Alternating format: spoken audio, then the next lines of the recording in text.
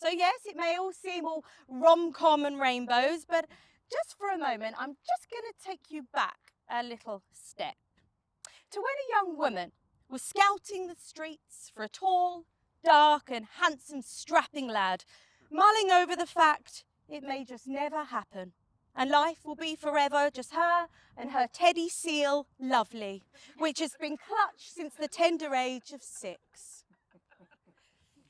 Told your mum's told me everything. All the while, said tall, dark, handsome, strapping lad wasn't as far away as she thought, and just so happened to be working within the same vicinity of said girl. Paths were crossed on many occasions, spanning a good 2 years plus of work relations. Many a joke has been shared, mainly at Rachel's naivety and Mike using that as a great excuse to do what he does so well, taking the piss. Mixed feelings were felt on Rachel's part. How could this happy, giggly man with a lovely warm smile come to dress down Fridays, dressed in a football kit? And I quote, Rachel thought, no thanks. Yeah, sure. Time has evolved and they've ticked off life streams. Journeys, adventures, successes, good, bad and damn right tough.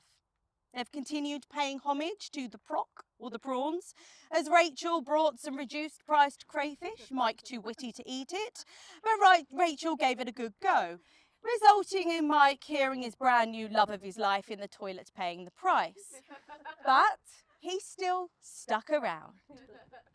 And there's nothing cheap about these two. They have carved a life of riches, outnumbering Mike with 2 beautiful girls to add to their fold.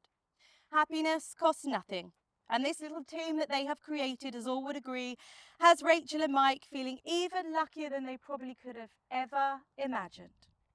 Through supporting one another over housing issues, or to Rachel attempting to keep Mike upright while snowboarding, through the struggles comes the wins, with a whole shebang of laughter on top of it. And once again, that simple line, laughter is the best medicine, could not be any more poignant for a couple. So what brings us here today was the ultimate moment that a bender just may become a Monksfield, the proposal.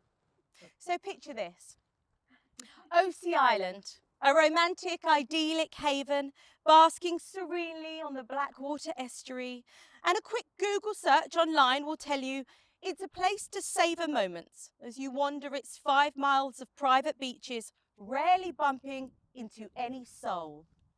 However, that last part was debunked on the 21st of June last year, where not only 2 loved-up souls meandered the water's edge, but they were accompanied by an entourage. Mike's full engagement crew, Laura, Ella, Joe, Petra, Biscuit, who is a real person, not a biscuit. And Osea Island saw more people than they had seen in weeks. Mike managed to pull off the classic assignment to turn her around for a photo, unsuspecting of his knee swiftly being lowered to the ground. He made it, she fell for it, and it was one huge resounding yes, and multiple clicks from the cameras. Rachel recalled, I laughed and I cried. And Mike said, and then we drank a lot. Bravo. So love cemented. The big giant softies put a ring on it, and dear and dearest were about to say, I do. But there's one other task at hand which needs completing before a big day. We have a hen and a stag do. Interesting. So the girls headed to a rather grand house in Norfolk, where Joe and Petra had laid out one heck of a spread. Even the ice cubes were made with flowers frozen into decadent balls. Little different to the balls you probably saw in Thailand.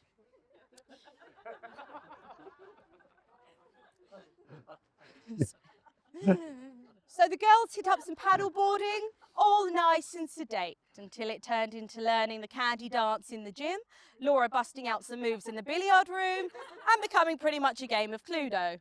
And please tell me somebody slept in the roll-top baths. Got to be you. The stags, yes, you heard, they went off to Thailand, where if anyone has ever been, you will know 6 days in Bangkok is AKA a sweat box. You will require lots of refreshments. And it seems Mike is liked so much, he gained a second stag do, Valencia, which may not have been as hotty and sweaty on the outside compared to Thailand, but Mike was certainly sweating just as much on the inside after having been pushed into wearing a Harry Kane Spurs top. His idea of hell.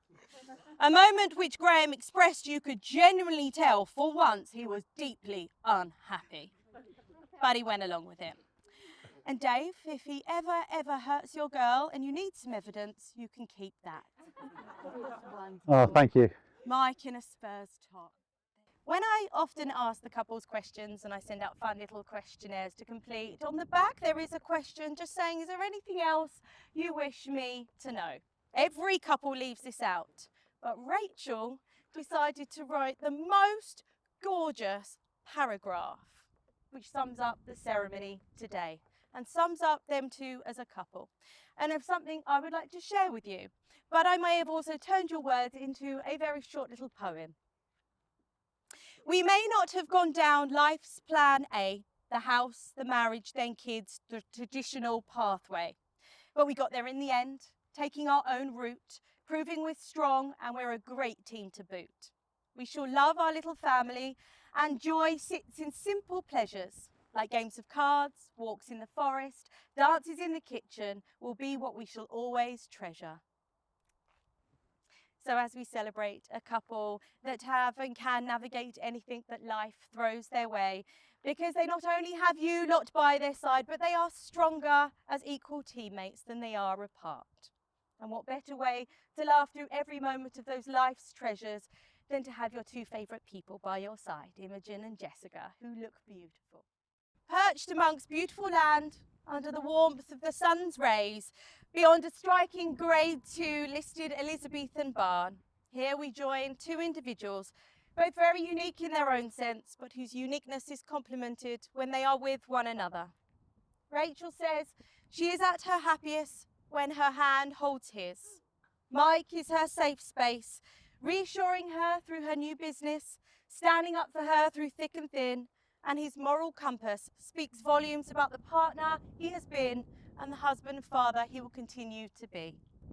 I have no doubt everyone here would agree Mike's humour could lift anyone's spirits.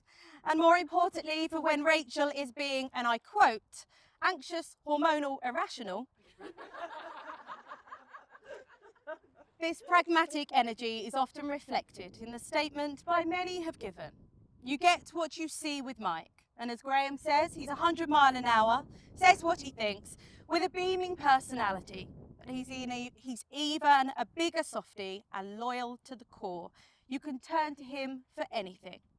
But beware, he'll still be trying to stitch you up at the same time. And as Graham said, it's like having a giant 4-year-old with you. And of course, we have the two sisters of the moment, Jessica, or Jessica Wessica, and Imogen, aka the Wrecking Ball.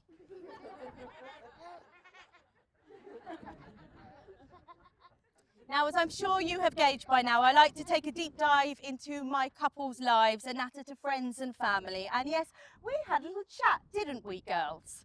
They love that Mummy and Daddy let them stay up watching TV late and snacking on sweets at the same time. And the best thing about Mummy is she's fun.